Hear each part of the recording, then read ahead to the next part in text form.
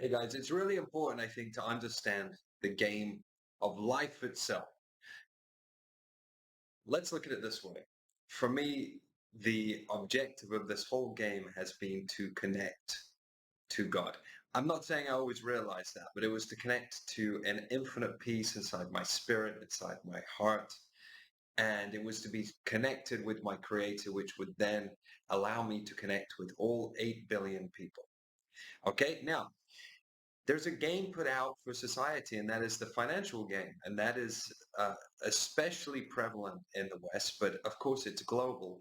And the game is that you are going to achieve some sort of wonderful lifestyle through material, and you are going to get it through status and fame and money, what you have, etc., etc. And what I found out was when I got all of that, I actually felt further and further away from peace and harmony and light and love and from God.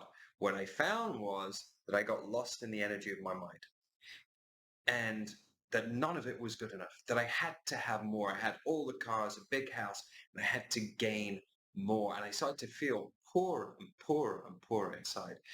And at that time, I began to realize, wow, there's a problem here. So I want you guys to realize that the power of love from God is far greater than the love of power. So you have a lot of people who love power and they have everything, millions of billions, they own more than you can imagine. Some of those guys are connected to God. Some of them may not be.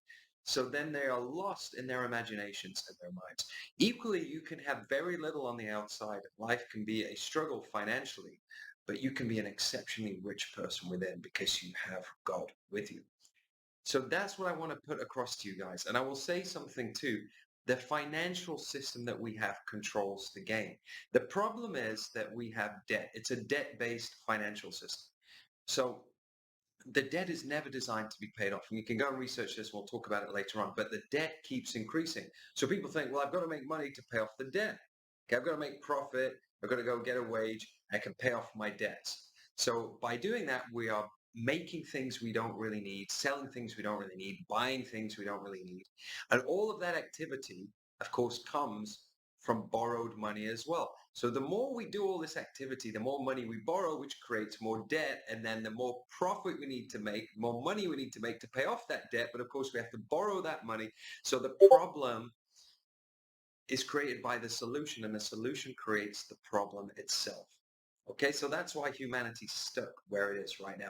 So understanding that entire game, I think, is very, very important. What it can and can't bring you. Money is great for functional needs. It can help people.